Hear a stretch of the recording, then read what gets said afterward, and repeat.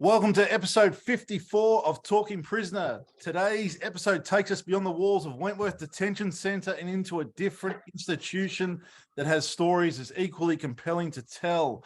My special guest today is Governor Eddie Mullins, who is the governor of Mountjoy Prison in Ireland. Now, for those unfamiliar, Mountjoy Prison is one of the most significant correctional facilities in Ireland, with a long and storied history dating back to its establishment in 1850. Eddie Mullins' tenure at Mountjoy gives him a unique perspective on the correctional system and a wealth of experience and insights, which he has graciously agreed to share with us today. As a governor of Mountjoy Prison, Eddie's role is a demanding one, fraught with challenges, but yet rich in opportunities to make a difference. Welcome to Talking Prisoner, Governor. Thanks for joining us. Thank you very much for having me on your podcast, Matt. I'm really intrigued. Been looking forward to this all week. Really happy you came on.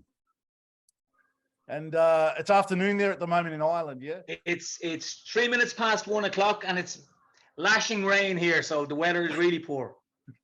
10:05 at night at the moment in Australia. Right. Now, it's before we get still nicer. Sorry? It's probably nicer anyway over in Australia than it is here at the moment. Oh, it's cold here in Melbourne at the moment. We're in winter. All right. Now, before we get into the prison stuff, where did you grow up as a child? So I'm from Dublin. I'm from a place called the South Inner City. Born to a family of 8 siblings. Wow. 4 boys, 4 girls. We lived in a very modest 3-bedroomed corporation, is what we call it, house. So a city council house in a very I wouldn't say poor part of Dublin, but certainly a working class area in Dublin. Okay. Went to school, obviously did my state exams and trained to be a chef. Worked as a chef for a number of years, joined the Irish Prison Service in 1991 and held a variety of roles in the prison service over the last 32 years. Was appointed to a position of governor in what we call an open centre in 2014, and I've held the role of governor in 5 institutions since then. Wow. So you went from chef to prison. What was the, how did that transition happen? Well, it's funny. I would call myself a reluctant prison officer. My wife, who was my girlfriend at the time, her father was in the prison service. And I suppose the money or the livelihood that I could have earned as a chef was poor enough. And my wife gave me an ultimatum at the time. She said, you get yourself a good job or I'm out of here. And so I joined the prison service and didn't look back since. Yeah. So that's really, it was a kind of an accidental career really in many ways.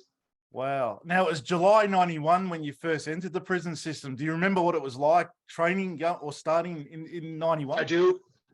I do, and it was a very daunting. And I came. Every recruit prison officer reported to Mountjoy Prison, so reported to the gate, and there was a room at the main gate, and you would sit there, and established prison officers would all walk by and look in and laugh, and then they would move on, and then the training instructor would come in. He was a real drill sergeant, and he'd walk around the room and point to people and say, "You need a haircut. You need a haircut. You need a haircut."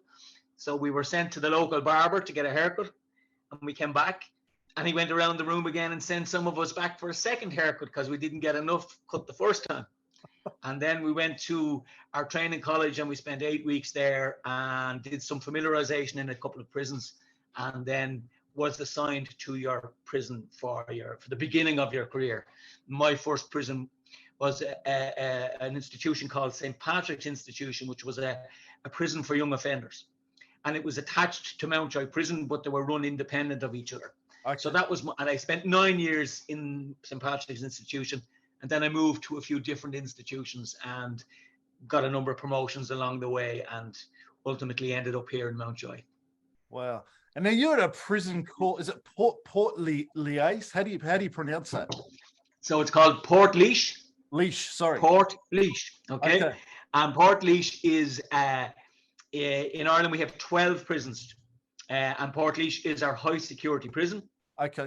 So back in the day when the troubles were in Northern Ireland, we needed a prison to deal with people who were convicted of terrorist offences, and Portlaoise was the high security prison. It's a small prison in terms of scale, about 250 prisoners, but it was high security. It was protected by the army, so you had prison officers and army and Gardaí working it. It's still a high security prison, but obviously we have very few people in custody for, we'd say, terrorist offences now. Okay. Wow. Because I had a bit of controversy going. I read up back in the, I think it was the 70s, there was a Sean McCarley refused to wear prison clothes and went on a 5-year not wearing clothes. Wow. Yeah. So Portlaoise was one of those places because it was, because of the troubles in the north of Ireland, a lot of people who were sent to Portlaoise considered themselves political prisoners, and they felt that as political prisoners they should be treated differently. So the standard prison regime they refused to conform to it. So for a good few years in Portlaoise, it was a very tense environment. There was a lot of, we'll say, conflict between staff and prisoners. It's it's not like that anymore. It's a much more. It's like any other prison now. But for a good period during the troubles in Northern Ireland, Portlaoise was a very tense place to be. Wow. And what are the officers like now compared to when you were in the service in the 90s? Is there a difference? Well, it's funny because I would say that they're the same, but they'd say we're dinosaurs now. So in many respects, prison doesn't change that much. The attitude that you would have towards staff would be much more inclusive than it was in my day. So it was a much more austere place to be. It certainly wasn't as friendly as it is now. And I suppose like every organization, it's evolved over time. So, human rights, respect, and all of the important aspects of imprisonment have improved over the years. So facilities have improved, standards have improved, dignity, respect has improved, so it would have been a much more difficult place when I joined. Yeah. Wow.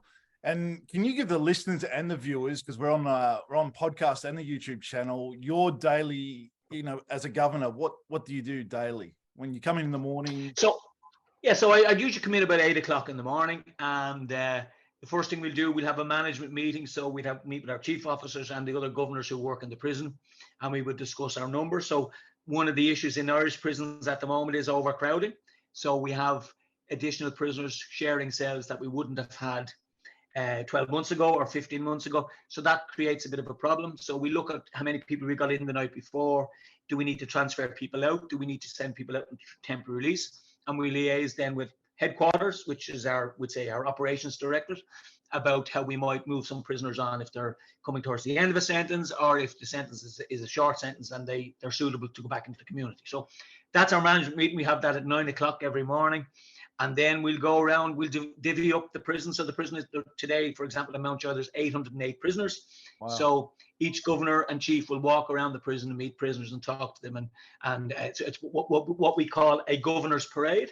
So it gives the prisoner an opportunity to meet the governor, make some requests.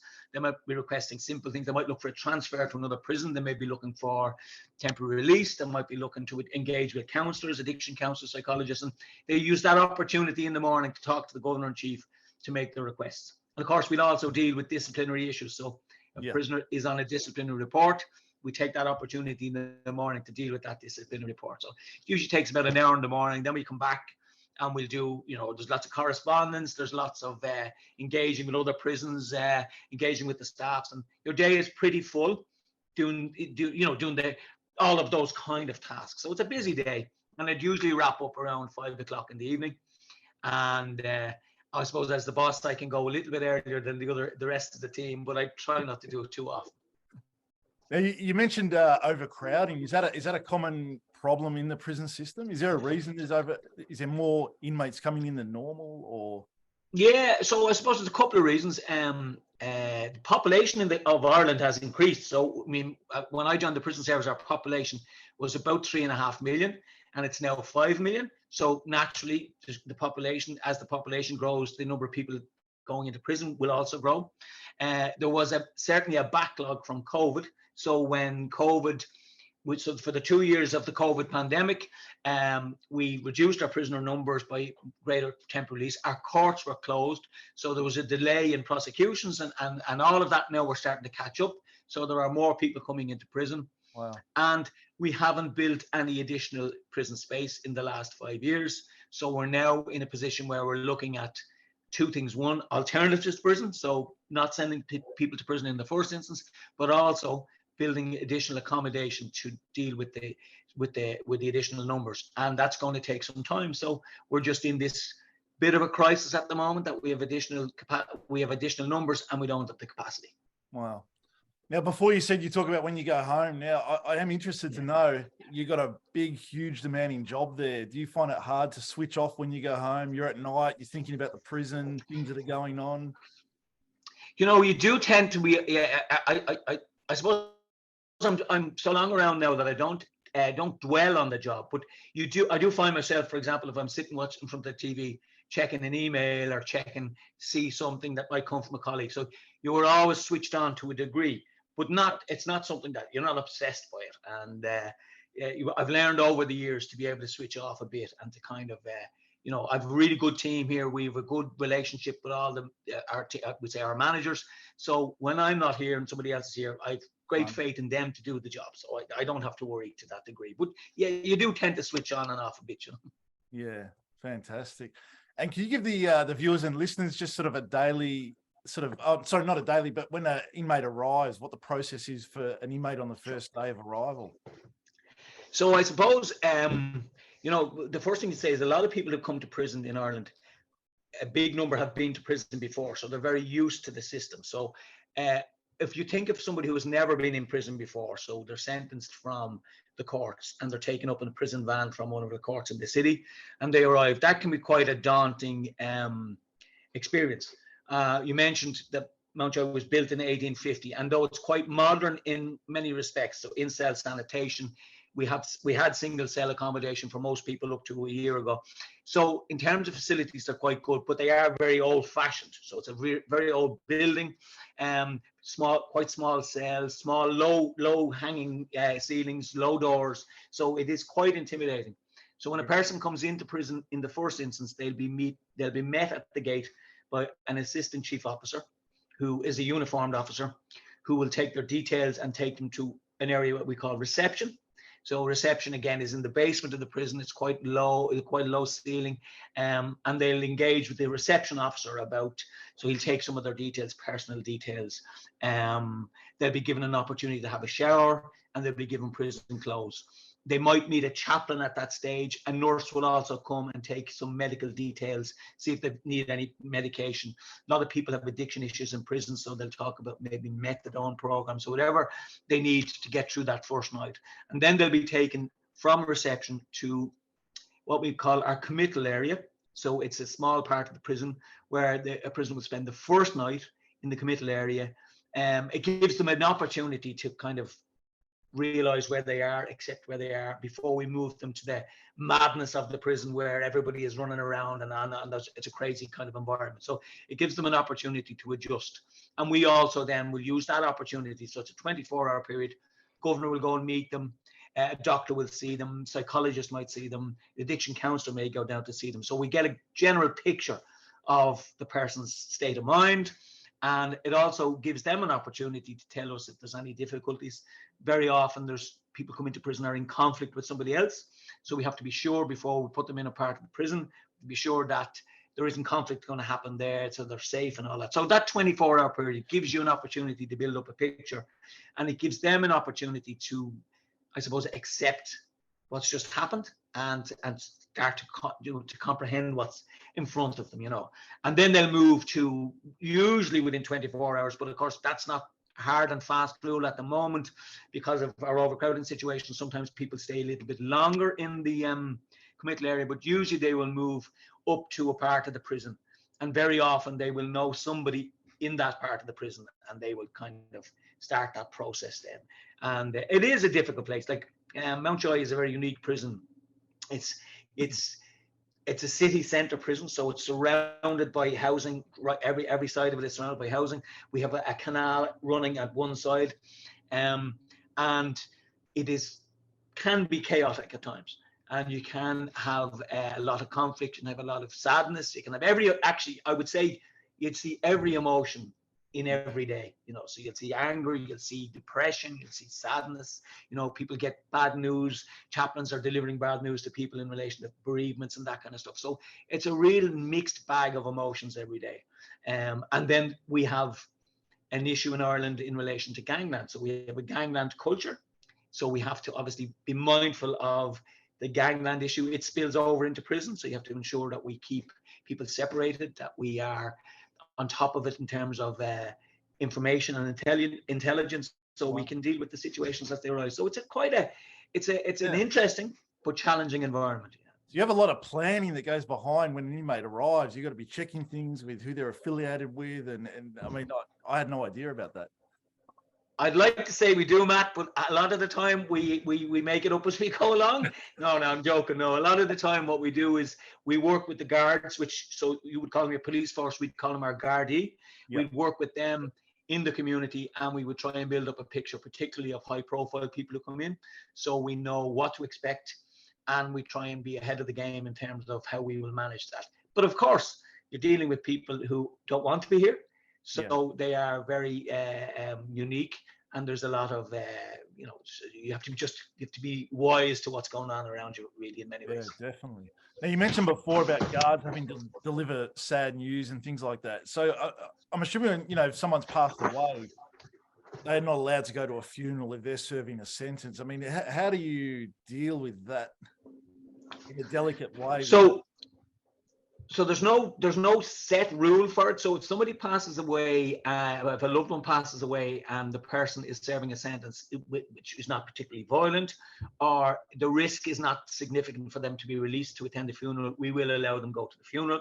Okay. If it's a high-risk prisoner, we will try and set up a webcam in one of our chaplain area, we call it our church, and we'll allow them then to view the funeral on a webcam. Or we might take the person, if we have the staff to do it, we might take the person to the funeral home in advance of the funeral. So we might take them to the undertaker, and they could, pay their respects to their loved one there in private. So there's no one size fits all. We try and facilitate, but it is always based on the risk. If there's a significant risk to taking the person out of prison, we usually go with the webcam. Okay. Wow. That's interesting. Do you see a big difference in inmates from, and I asked that about officers from when you were first in the service, but do you see a difference in inmates back then to now? Yeah, there's probably is.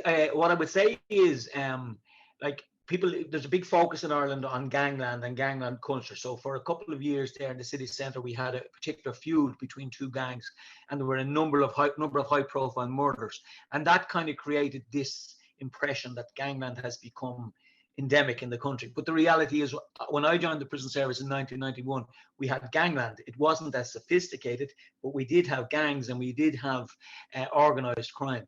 Now I think the social media aspect to organised crime has made it a much more sensational type of thing, but it has always been there in some shape or form. So it has evolved, it's become more sophisticated. Social media, mobile phones, all of that technology has allowed people to run empires without actually being physically present. So that's always a challenge for us. But yeah, and obviously the drugs culture has become such a significant part of criminality. And like I find here in the prison, there's a huge proportion of people in here who are engaged in criminal behavior because of their drug addiction. So they are probably engaged in crime to feed a habit.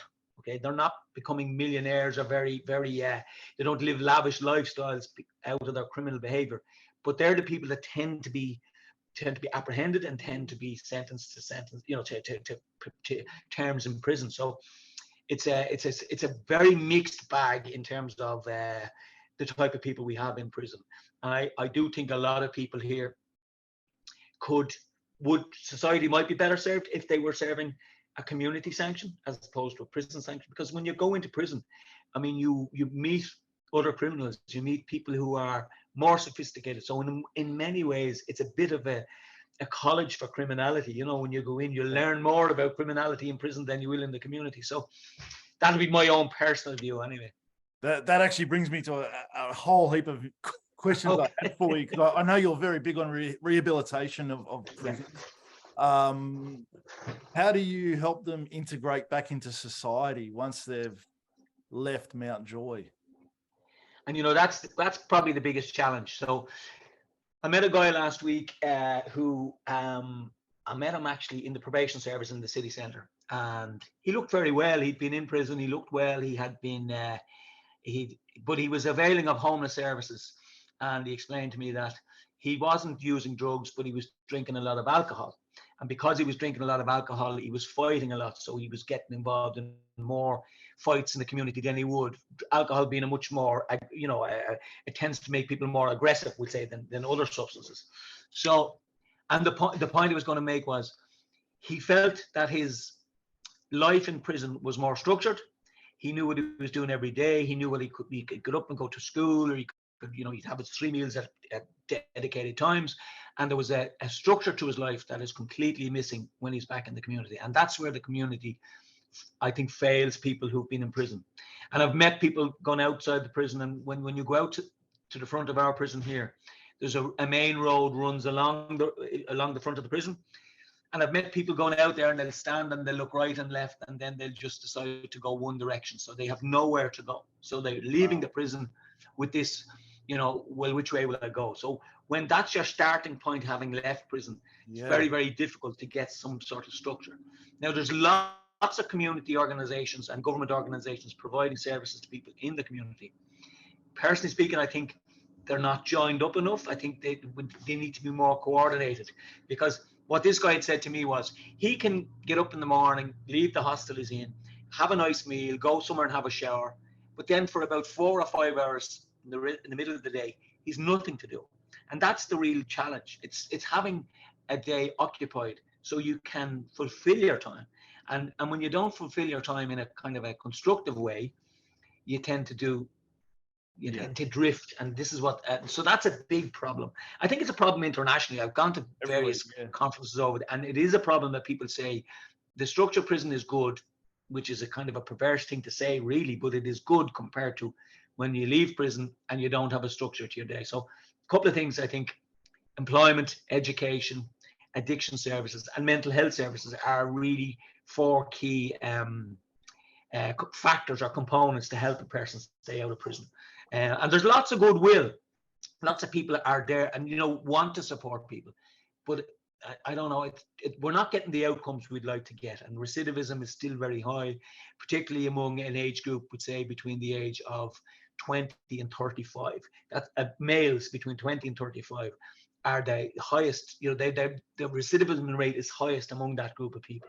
And I find, because I'm so long around now, that you talk to people who have, we'll say, steady relationships or have children, and they are the driving forces keeping them out of prison. So trying to be a good role model to a child is a big factor in many people's motivation to stay out of prison. But if you're a young, free 20-30-year-old guy, you don't have that same pressure, and you don't have that same sense of responsibility, and that's where the biggest problem is. Yeah. And it's interesting you say, I have seen some interviews with inmates in Australia that said they prefer being in jail because of the 3 meals a day, the gym, the health, the education, and it's all simple for them. But the funny thing is, I was talking to somebody recently saying, we know what works, because even though it's prison, you mentioned gym, fitness is a big thing for especially young men. So fitness, nutrition, addiction support, a roof over your head. So if we could replicate that in a different way in the community, we would see better outcomes. I think we definitely see better outcomes. And you talk about the community, and I just want to bring up one thing. You did a TED talk, which I watched on YouTube, and you said society owes ex-inmates a second chance. Now, I know exactly what you meant by that, but I'd love for you to rehash on that to the viewers and the listeners, what you meant by that. Sure. Well, you could look at it from 2 ways.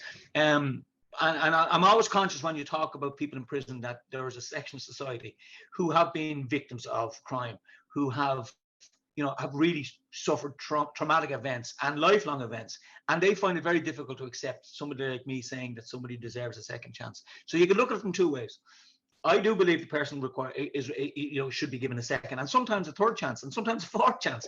But even leaving that aside, if you were to look at it from the benefits, okay, if I was leaving prison today, having served a sentence, and I was provided with the opportunities and supports not to go back in prison, that will eliminate a victim. That will prevent somebody becoming a victim of my criminal behavior when I leave, right? So if you look from two perspectives, from a victim's perspective, the more support we can provide to people who are involved in criminality to stop them engaging in criminality, the less victims we will have. And I know that sounds very simplistic, but night follows day, and the same thing is applicable here. But at the same time, if you look at so many people who spend time in prison, not them all, there's quite a few people who engage in criminal behavior and make serious money and have no interest in rehabilitation, and will come into prison, serve their sentence, and go back out and resume their criminal behavior. And I'm not interested in those people, but there's a huge group of people in prison who are engaged in criminal behavior as a result of poverty, deprivation, broken homes, mental health, addiction, all of those issues. And I was talking to somebody recently, a colleague lost a loved one through addiction. And I was talking, if that person had have passed away from cancer or from some other illness, the sympathy and the understanding would have been far greater than it was when somebody passes away from addiction. So you have to understand, addiction is an illness. It's the same as any other illness, and addiction is very prevalent in prison. So prisoners are much more likely to be addicted to substances than the general community. Like we would estimate that at least 70% of the people in Mountjoy today are using illicit drugs, or at least, or have used them.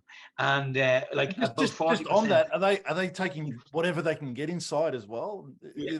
Maybe they do a drug on the outside, but they'll take whatever they can get. Whatever they can get. Yeah.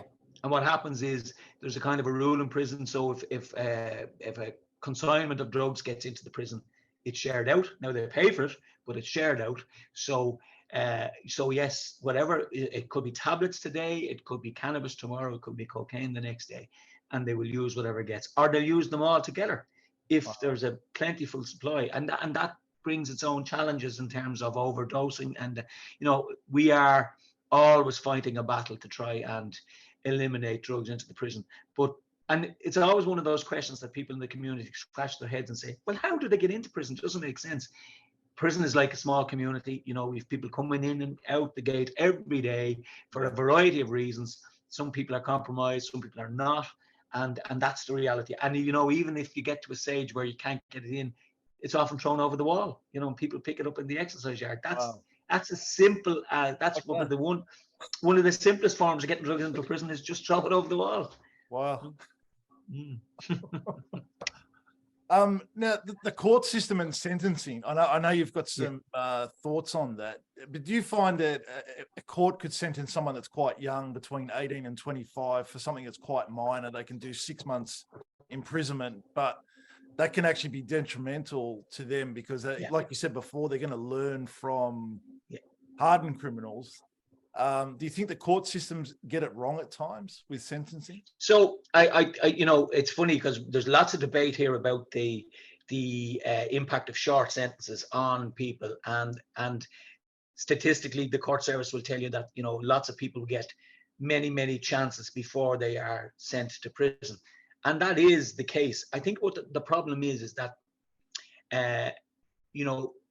people who are engaged in criminal behavior will often be engaged in it for a long period of time. It could be minor, low-level offences, and eventually judges get sick of looking at the same person coming in front of them, and they say, well, the only thing that's going to work here is the sentence, and I'm going to sentence you to 12 months. My difficulty with that is that I know of a case recently where a foreign national was up in front of a judge, a district court judge, and he had 11 previous convictions for no insurance. And the judge was just sick of it. And he said, I'm sick of this. I'm sending you to prison, right? Now, I could understand why the judge was sick of it. But no insurance is a criminal act. There's no doubt about it. It's criminal behavior, and it needs to be treated appropriately. But prison isn't the appropriate sentence for somebody who's no insurance. So we need to look at, say, okay, if somebody is going to be a persistent offender for no insurance, we have to deal with that, but not by sending them to prison. So we still send people to prison for the wrong offences. You know, we're having a big debate in Ireland at the moment about decriminalisation of drug use. Okay, so and it's a really big debate. We have a citizens' assembly running at the moment, where you have lots of people with expertise from a variety of backgrounds talking about how we should deal with people who are, you know, both using drugs and selling drugs. The problem is that, in my view, is that even if we do go down some route and we say we're going to decriminalize drug use, it will only really, in my view, affect the middle class, because the middle class have the money to buy the drugs, and to, we say, Saturday night, you do your line of cocaine, whatever it is. And there's a big issue in Ireland around middle class drug use, but they're not engaging in criminal behavior to buy the drugs. But the drug use itself is it. So it will benefit the middle class. But the people that I deal with will still end up, because they might be shoplifting or stealing or whatever, they'll still end up serving a sentence, even though the reason they've committed the crime is to buy drugs. Does that make sense? Yeah, it does. So we're not really grasping the nettle in terms of really supporting the most vulnerable people, who are the people on the margins, who have drug issues with drugs, but also poverty, deprivation, lack of employment, all of those issues. It's a really multi-layered problem, and I think it's going to take a lot of courage and a lot of commitment to really start to deal with that issue. Do you think politicians understand all that, or the prison system and how it works? You know, I have to say, over the last year, I've engaged with politicians quite a bit. We've run a couple of events in the prison, and we've had politicians from the right and the left. And I have to say, I have found them all to be really interested and really wanting to support people as much as they can. They have different viewpoints. Certainly people on the right would have a different view in terms of imprisonment, and they would see that, you know, we have to have longer sentences and tougher sentences, but they will all acknowledge that the core problem is often down to poverty and deprivation and drug addiction and mental health and trauma and all of those things. So as I say, they will acknowledge it. Their methods of dealing with it might differ, you know, to some degree, but I have found them to be engaging and willing to come in and listen and talk to us. So yeah, you know, I think you know, podcasts like your own, Matt, and all you know, organizations having these conversations and bringing it to a wider community will only benefit the people on the margins of society eventually. You know, so well done on that. Something you mentioned before about an inmate when they're released and they literally walk out and left or right. Is one thing. You've got the spent conviction scheme, which I know you've spoken about before. So there's convictions that are recorded on an inmate's record. I think it's for 7 years as a minimum. Yeah. Is that right? Yeah. So do you think that needs to change? Because I mean, it would be very tough for an inmate to seek employment with a record. I think there's two ways of looking at it.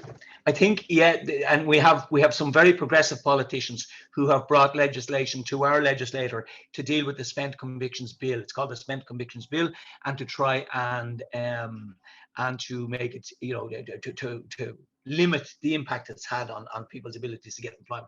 I think what's a bigger issue is public perception about people in prison. So we need to get people more willing to take on an ex-offender, regardless of whether he has a conviction or not. So my focus when I'm talking to people, it's always about, don't worry about the conviction piece. This person has a lot to offer. You know, this criminal behavior doesn't define the person entirely, you know, if they were given the supports. And I think public opinion is changing a bit. Like, we do see state organizations now trying to employ people who have convictions, where it was almost impossible to get a state job if you had a conviction before. That's changing. So I think what will be more impactful is culture change. The legislation will always be difficult and always be awkward at times, but if you get people to buy into supporting people, that'll bring a bigger change in my view. Yeah, definitely. Prison food, what's it like? Yeah, they get fillet steak every day, and you know, prison food is like institutional food. I trained as a chef, so I'll be very familiar with different styles of catering. And prison food, I would say, is no different to hospital food or to or school food or institution food. The problem with prison food is it's repetitive. So people, you know, and even though we would if I was providing you with our menu, we'd say, God, there's a great variety. It's what we call a 28-day menu. It is pretty standard. It's pretty, I call it boring. Like it's institutional food. So the prisoners will tell you it's horrible. They'll say it's terrible food.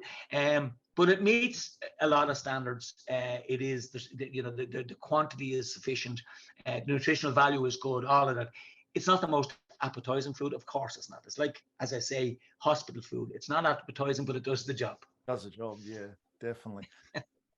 Have you ever seen an inmate that's been released and gone on to do big things that have been rehabilitated and just created something amazing for themselves? A lot of so I don't know any prisoners who became entrepreneurs, for example. So it's hard to break into the business world, but I've certainly seen guys leave prison who have made a big impact in society.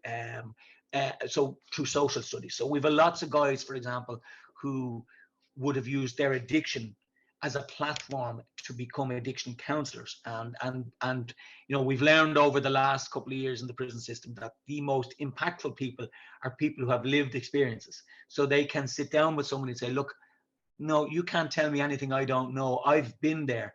I've been at rock bottom. I know how difficult it is, but look at me today and look what I've achieved.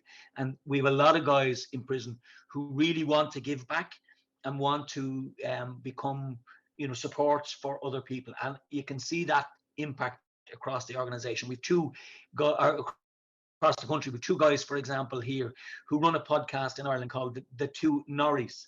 And the Two Norries are two guys who spent some time in prison, would have had chaotic childhoods, and they run, and it's a #1 podcast in Ireland, and they talk about their experience, and they bring people onto the podcast and challenge them about how they can support people, and that's having a huge impact. And like our Department of Justice, for example, have employed the Two Norries now to talk to policymakers about, you know, their experience and how policies that people write impact on other people's lives. So there is a big change. So yes, I've seen people in prison make an impact. We need more people like that. We need more people out there who can articulate in a way that people understand and also not preach. And I always think there's nothing like a working class accent. So when you have somebody who speaks plain language, who says it as it is, who's been in that situation and can challenge people, it'll be far more impactful than an academic speaking, where an academic speaks about the academic philosophy on things, which is not necessarily in line with the lived experiences of other people, you know. Yeah, amazing. That's great to hear that. Education in prison, what's it like in Mountjoy? What sort of education are they able to? So our education system is provided by our state education system. So we have teachers who are employed by the state education system working in the prison. And I would say that in my personal opinion, the most impactful service in the prison is education. People in prison, and I generalize when I say this because it doesn't apply to everybody, but a significant number of people in prison had a very poor experience with state education as children. So we estimate about 75% of the prisoner population never did a state exam.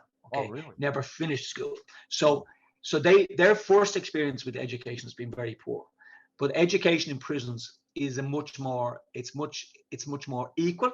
Okay, so the teachers have a relationship with the prisoners that is based on equality. There's no judgment, and it always inspires me when I go to our school.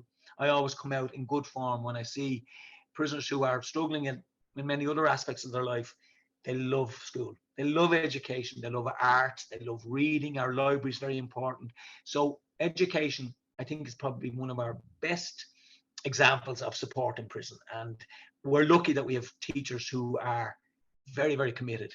And They'd have to be, because it's not a nice environment to work in. So you could go and work in some lovely schools in the community.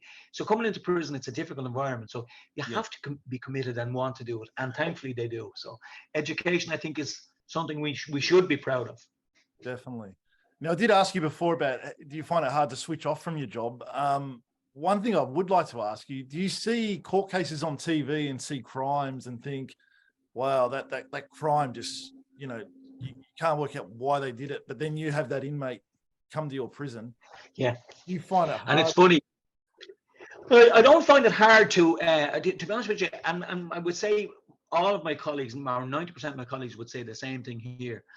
I think part of our training and part of our daily routine makes you somewhat immune to get too engrossed or embroiled in the nature of the crime. So you do see people coming, and regularly I would watch, we'd say the 6 o'clock news, and you would see somebody reporting from the court in relation to somebody who was sentenced. And I would know that I was going to meet that person the next day, or one of my colleagues would meet that person the next day, and we go through the committal process. And very often the reporting and the reality are very different. So when you come across that person, and you've heard the details of the crime, and it sounds very heinous and it sounds very violent and all those things, and then the person is sitting across the table from you, and they're very meek, and they're very often very traumatized by what's just happened, and you're looking, you're saying, God, that doesn't really match the description. That's not to say now that they're lovely people sitting opposite you, but it is often a different dynamic, and it is a different dynamic, and we do tend to just follow the process. So you have a particular set of questions to ask the person. You get an understanding of how they feel, and just take it from there. And I'm sure, I can't think of a particular instance now, but I'm sure in the past I've gone away and said, oh my God, I can't believe I just met that person. But it rarely happens. It's a job. It's something you have to do. And I think the worst possible thing to do, and it's not a job for me, if you're going to go home and think about the people you met every day, because then you'll only set yourself into that kind of spiral of turmoil. So we don't do that. And we would have a lot of supports, both from psychological and counseling supports for our staff to deal with traumatic situations. Yeah. And that's something that the organization would be very, very keen to, to continue to grow supports for staff, for people when they are, when they're experiencing difficulties. But you do create a resilience over years as well, and you become somewhat immune to, the situation in the community. Wow, amazing. Now COVID, I don't want to talk too much about COVID, but what was it like in prison when COVID hit? So COVID, the funny thing about COVID is Ireland was held up as a model of best practice. We had very, very few outbreaks. We had 2 people who died, and their deaths were attributed to COVID, but they didn't die from COVID. You know what I mean? So they had other underlying health issues, and COVID. The 2 combination of both, they lost their lives. But so we managed COVID extremely well in terms of containing it. And we had outbreaks, but we contained them. We dealt with them very effectively. We were very lucky because just before COVID really took hold, we had an issue with TB in a couple of our prisons, and because TB is very contagious, we had set up infection control teams in all of our prisons. So we had the groundwork done. So when COVID arrived, we applied a lot of those regulations. Okay. Now the downside to the successful management of COVID is that it became very the regime became quite harsh. So prisoners spent a lot of time in cells. They spent a lot of time isolated from each other. We suspended visits. So while we're very proud of what we did, and we are very proud of what we did, if we looked back and we were to start the process again, there are elements of it that we would change, because they did have a significant impact on the mental health of prisoners. But I suppose the upside as well is that because of COVID, we introduced a lot of new technology into the prison. So we introduced video calls, for example. So our visits were always in-person visits, or you could make an audio call. We then introduced video calls. Wow. And the feedback from prisoners was unbelievable, because the video call meant that they could see their home. So they could do video call, and whoever would say partner could walk around the back garden and show them the back garden, show them the new kitchen that they got or whatever. So it wasn't our intention, but it was an outcome that we were very surprised about, because it gave people in prison a connection to their home that they wouldn't have had, because previously when a person came into prison, it was just in a room, a visit in a room, it was face to face, and that was all good, but you didn't get that sense of home that you got on a video call. So there were positive sides to it, and we were successful in managing COVID, but there are lessons to be learned as well from it as well, I would say. Are you still doing those video calls? So that's a part of We're still doing the video calls. So now you have an option of a video call or an in-person visit. And video calls are still very popular. Yeah. Wow. Amazing. Now, I know you're pushed for time, so I'm just keeping an eye on it. I'm going to have to... You're okay. Now, the Mountjoy has a prison choir and recently performed a tribute to Johnny Cash for what would have been his 90th birthday. And I saw it on the Irish Times website. And Claire Cronin, the US ambassador to Ireland, said they had an amazing talent. And she also said one inmate said that he had not held his daughter for 2 years, and that Claire felt in the room so much joy, hope, and optimism. What was that like, having that choir perform? Well, first of all, Matt, I commend you on your research. You've done great research. It was a great event. So we have a prison choir it's a prisoner choir. And we've had it for the last 5 or 6 years, and we've done a lot of events. We collaborate with some state agencies. One of our state training agencies that they train apprentices, they have a choir, and the collaboration between the prisoner choir and the state choir has been ongoing for the last 5 years. Wow. And so we've done a lot of events, and we've got a lot of media coverage, and they are fantastic singers. And so to bring the American, it was the first time we ever had an American ambassador into a prison. And Claire Cronin is a very progressive type of lady. She's very interested in social issues. So it was a great experience for her. It was a great honor for us to have her here. And it just created that fantastic environment, or that atmosphere. And as that chap who said he hadn't told his daughter for 2 years, that was in relation to COVID. So COVID had just ended. This was one of our first public events. And you could see the emotion in the families getting in to spend some time. And like, when you bring families into a prison for an event like that, it's much more relaxed. So people come in, they can have tea and coffee together, they can sit in nice little groups and talk for a while. So it's a nice environment, and that was the real positive outcome from this event. And of course, Johnny Cash being synonymous with prisons in many ways, he was the ideal person to pay a tribute to, and plenty of his songs have prison connotations in them. So it was a unique event. It was really good. The Irish Times quoted something funny that you said, that you're thinking about taking them on tour. Yeah. We see there was but it'll be to other prisons, is what we told them. And also, inmate Patrick said that he never expected for this to happen, and the sense of being somewhere and being with people was so overwhelming. But he loved it. I mean, that must have been for the inmates being. Yeah, and the funny thing is, what we take for granted, like we think, even engaging in the conversation with somebody, it can be a variety of conversations. Prison conversations are usually very restricted to food, visits, drugs. So the conversations among the inmates themselves are all very much centered around a small group of subjects. So to bring somebody like the American ambassador in and have a conversation about Johnny Cash, or to have a conversation about, American culture and all of those kind of things, are very, that we take them for granted because we do it all the time. But for prisoners, it's very unique. So Patrick is right. It was a very, I suppose, inspiring event for the lads themselves. And, the great thing about these events as well is that very often there is a culture of them and us. Okay, so prisoners always feel that, we are the bold people. And in events like that, there's a real sense of equality. We have a park run, for example. We have a park run here that as well. Yeah, so our park run is every Saturday morning, like every park run in the world. And we bring people in from the community. And it's 7.5 laps of the prison. They run together. And then the best part of the park run is the social piece afterwards. So the people who come in from the community, and they're usually from running clubs or sporting organizations or community organizations, and they have no connection with the prison, but they spend an hour then afterwards where we all have a cup of tea and a cup of coffee and a chat.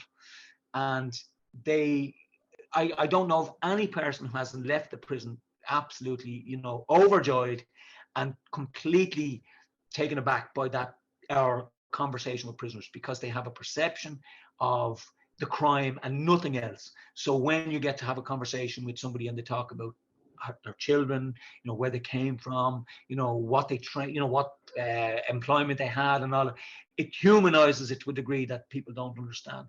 So the park run is another example of breaking down barriers and creating an environment where people accept that people have done wrong, but at the same time, it doesn't necessarily define their whole personality. So we love, and I've always been passionate about engaging with the community and bringing the community in for as many events as possible. Because when I joined the prison service, nobody other than prison staff, prison contractors, or prisoners, or maybe legal people came into prison. You never brought communities in. Wow. Now we really value the impact a community can have on people in prison. And we also like to engage with the community in terms of how we can support the community. So, for example, Mountjoy has a horticulture area, and we donated hanging baskets to all of the old folks in the community, and we would give them plants and planters and all of these kind of things to show that we're part of the community and we're here to support the community as much as we can. Wow. I mean, you're doing amazing things there. That's just... We're not really, Matt. We're just trying to come up with new ways of supporting people, and also giving putting a more balanced perspective on people in prison. As I said earlier to you, there are people in prison who are not interested. They want to come in, do their time, and get out and rebuild their criminal empires. But they are the minority. The majority of people are embroiled in criminality because of their circumstances. Now, that's my view. Some people will disagree with you, but that would be my view. Yeah. Now, having the inmates being able to talk to the public, do you find that helps them re-engage with people for when they get out?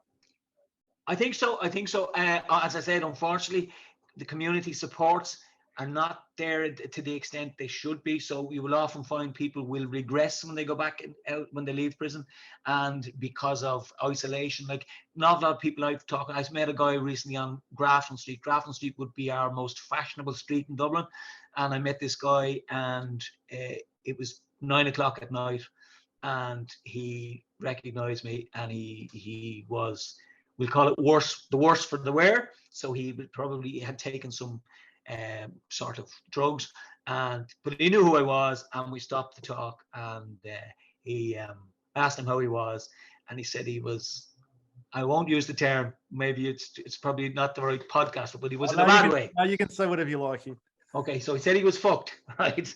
And he explained that he was back using drugs, and but the really sad part about it, I suppose I'm saying this in a very long-winded way, was he had told me the last person he spoke to was the person who gave him his breakfast in the homeless shelter. That was about 15 hours earlier. So he's walking around the street completely isolated. And like when you go to an area like Grafton Street, you have the best of shops. It's very, very, very middle class, and you have people buzzing around, and it's a really cosmopolitan place to be. And this guy in the middle of that is completely lonely, and it really is an example of, of a two-tiered society. And unfortunately, it's not unique to Ireland. It's all over the world. I'm sure you have similar problems in Australia. And, and I think it's important that we highlight that as much as we can. Definitely. Are you in regular contact with other governors of prisons, just sort of bouncing ideas off each other? Yeah. We'd have a very good network. We'd have a very good relationship. Because it's a small organization, so our policies are centralized. So we would meet officially every month, and we would talk about how new initiatives, and as I say, overcrowding is a big issue, so how we will deal with overcrowding. If there's a particular issue with drugs, we'll talk about that. So we'll have a very collaborative team, but we'd also be very competitive. So if one prison does something, the other prison wants to do better, that kind of thing. So that exists as well. Fantastic. Female officers, do you have female officers in a men's prison? You do. And I suppose when I joined the prison service, the ratio was 10% female in a male prison and 10% male in a female prison. Now, that's not the case. There's no strict guidelines, so you would have a lot more than 10% in a male prison and vice versa in a female prison. But I suppose the reality is, it's a strange environment at the best of times in a prison. It'd be even more strange if you had just male staff and male prisoners. So you do need the female influence, and it's very significant. And female and intuition is different. So a man will pick up on something different to a woman. So there's a really good team approach from the staff, and female staff do every job that a male officer does. So there is no distinction. Obviously, bar certain things in areas where there would be dignity and issues like that. You wouldn't have female staff and male staff in a female area. But other than that, for the general run of the mill, both female and male staff do the same job. And yeah, it's a good environment. It's the way it should be. Yeah. You say it's a good environment, but is it a tense environment at times as well? You're always on the, Oh, it is. Yeah. Oh, it is. Oh, it is a tense environment. I mean, if you take it today, we've 808 people. None of them want to be here. Right? Okay, so they're in a place where they don't want to be. They want to be back in the community. So you're obviously going to have that tension between staff and prisoners. Now, Irish people are known for their what we call the gift of the gab. Australians are probably similar, so talk, and that's very beneficial in a place like a prison, because you can build a relationship. So we would be known, and we would have a reputation in Europe for being, the relationship between prisoners and staff is very positive, compared to, would say, other societies where there would be a much greater divergence between both staff and prisoners. And I think that's based on our DNA. We are natural talkers. We try to engage. Prisoners are talkers, staff are talkers. So that relationship is quite good. Now, it's not perfect, and there's always, there are points of conflict and there are points of disagreement. But on the whole, I think the balance between prisoner and staff is very good. And I'd say we would be known for that. As a race, we would be known for people who get on with people. We're nosy people. We like to ask questions. We like to get information. Now, I was telling my 11-year-old daughter that I was interviewing you, and she was quite excited, and she said, "Can you ask me if there's many escapes? The inmates trying to break out of the." So no, we back in about the 70s and 80s, we had a couple of escapes from our high security prison, and we had a famous escape here in, I think it was around 1975 or 1976, when a helicopter landed in our exercise yard, and a number of prisoners escaped. We had one of them as well, yeah. So and that was pretty it was sensational at the time, and it was related to the IRA, which would have been the well-known terrorist organization. So it was always, it's like folklore now, because all of the staff that were here then, or were there here then, are gone. So none of us would remember that, because we're all too young to remember. But it was something that would be talked about a lot, and nobody could believe that somebody would have the balls, as they say, to land a helicopter and escape. So yeah. Well, you know what happened here in Australia many years ago? There was a female officer that fell in love with an inmate, and she broke him out of the prison via helicopter. She went up in the helicopter with the pilot and held him, I think it was gunpoint, and said, "You got to land in that prison and get him." And they're on the run for a few weeks. It was unbelievable. It's amazing what love does, isn't it? It changes us. Now, I'm sure you've been asked this question probably 1,000 times, but what's one thing you'd like to change about the prison system, if you could? I mean, you are. I suppose I would like to. Sorry. You are changing many things, but. Yeah, no. I suppose it's a kind of a noble question, isn't it? It's an aspirational question. I would like to see, and I suppose I've touched on it as we talked here.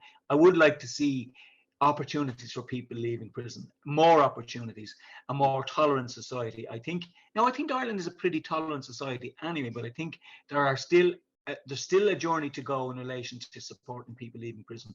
And I think we have to, it's, as I say, not everybody, and a big majority, I think, of people in prison have multiple issues like mental health, like addiction, like poverty. And they are the underlying factors that have brought them to this period in their life. So I think we need to be, Ireland is a wealthy society now, like the economy is really booming. So I think we need to be more conscious of people on the margins of society and support them in a greater way. And I know that sounds very noble, but like, I have to say that. And I think it's important that more people say that, who, you know, people who have an opportunity to maybe influence, that they say that a bit more often. So it's a bit noble, but that's what I'd like to see, a bit more opportunities for people. Definitely. Do you, and I'm not singling anyone out, but do you think people that come from maybe sort of like poverty as younger kids, or their parents have been in and out of jail, so they've seen that life, that they tend to become like that as well? Do you find that? Well, the statistics will bear that out. The reality is 1 in every 2 people in prison in Ireland will have had or known a family, will have had a family member or known somebody in prison. So it's very much intergenerational. There's no question about that. And like, it's both related to, you know, environment and families. So, and we've always said, and the funny thing is, if you talk to people in prison, you know, I don't know of any prisoner who's never said to me, I really don't want this for my children, right? But because of circumstances and because of the fact that it has been part of that family profile, very many people do end up in prison. So without giving up on people who are already in prison, if you can really target and focus on people, on the children of people who've been in prison, and the families of people who've been in prison, that will probably deliver greater results for the next generation. But yeah, it is intergeneration. There's no doubt about that. It's absolutely intergenerational. Yeah, wow, unbelievable. Weapons, are they a big problem inside? So weapons are a problem in every prison, and I suppose here you'll find that, you know, people will improvise and make weapons. So we don't have a huge cache of genuine weapons, but people will fashion weapons out of objects, and so yeah, weapons are a problem. And, you know, blades in particular, things like that are a problem. And what we do from time to time is we run an amnesty in the prison. So we will give people the opportunity, particularly if there's been a spate of attacks or a spate of slashings, as we would call them. We have a Red Cross volunteer program here, and we would run an amnesty through the Red Cross, and that would give an opportunity for people to take weapons out of it, because very often they will very often carry weapons, and they will say as a form of defense. But of course, you know, both people will say the same thing, but when one person pulls a weapon and the other person pulls a weapon, it doesn't matter who's defending each other. They're now in a situation where they can cause harm. So we do have a problem with weapons, and I think it's kind of it's a standard problem across prison systems across the world, where weapons are, you know, a reality. We try and take them out of the environment as much as possible. Yeah. Have you ever seen a weapon made thinking, what the hell is this? Like, how did they come up with it? I mean, it's amazing. Like, you know, I've seen toilet brushes, for example. You know, we say, you know, prisoner has a toilet brush in the cell, and it's a basic requirement. You know, people need them, and you'll come in, you'll see a dagger or a spear made out of a toilet brush that can do serious damage, and lots of other things. That's just the one thing that comes to mind now. Yeah. But, you know, it is incredible what people can design, you know, with the most basic of pieces of equipment, and, you know, you're often amazed, and, you know, it's incredible to say, how did this happen, you know? Yeah. But that's the human mind, you know. That's the way people a lot of time to think, and they look at something and say, we would never see it as a weapon, and they would see an opportunity and create a weapon out of it. Yeah, that's fine. Yeah, I'm being mindful of the time. I could ask you 1,000 more questions, but last one. What's next for Governor Mullins? What comes after this? What would you like to do? So, Matt, here's an interesting one for you. This is you're getting breaking news here now. Okay. I am. So I'm retiring from the prison service next week. Wow. Next week. And I've been appointed to the role of CEO of an organization called Merchants Key Ireland. And Merchants Key Ireland is a homeless and drug addiction service. So I'm moving into a different sphere. A lot of the clientele who we would have in prison would avail of the services of the organization I'm going to. So I have there's a lot of transferable skills, but it's a new lease of life for me. It's a new departure. Wow. I think it's the right time. So you're getting hot news off the press. Breaking news right here. Wow. Breaking news. That's a big loss to Mountjoy. I mean, it's not. No, we have a great team here. It's not, I mean, I've enjoyed my time, but there is a really good team, and the person who's taken over from me will do a better job, I've no doubt. Are you going to miss it? I will miss it. Yeah, I am. I'm emotional about it in some respects because I've enjoyed it. I do like it, but I'm really excited about the role I'm going into, and I think I can hopefully add value to that in some way as well. So that's my objective anyway. Amazing. Congratulations. I mean, Thank you very much. It's been such an honor to speak with you. I was really looking forward to it when you said yes. I couldn't wait for you to come on and have a chat with you. You're welcome back anytime. So thanks very much. I hope I didn't let you down though. I hope you got something out of it. No, it's been amazing. I really appreciate it. I'll wrap up. That was episode 54 of Talking Prisoner. Please like and subscribe to our YouTube channel and share this interview everywhere you can. It'll also be available across all the podcast platforms, including Spotify, iHeartRadio, Apple Podcasts, and wherever you get your podcasts from, and also on the talkingprisoner.com website. It's been an absolute pleasure. Thank you, Governor Mullins. Thank you very much, Matt. I used to give her roses. I wish I could again. But that was on the outside, and things were different then. We'd build our world together, sharing all the love we'd known, till I had to face the nightmare, waking up alone. On the inside the sun still shines, and the rain falls down,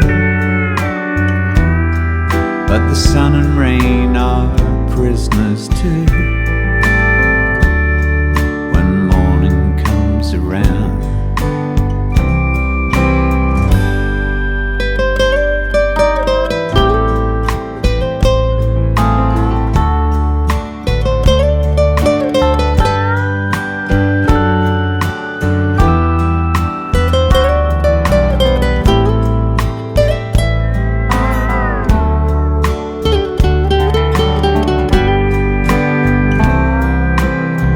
Last night I dreamed we were together, sharing all the love we'd known, till I had to face the nightmare of waking up alone. On the inside the sun still shines, and the rain falls down, but the sun and rain are prisoners too when morning comes around. On the inside the roses grow, they don't mind the stony ground, but the roses here are prisoners too when morning comes around. I used to give her roses, I wish I could again, but that was on the outside, and things were different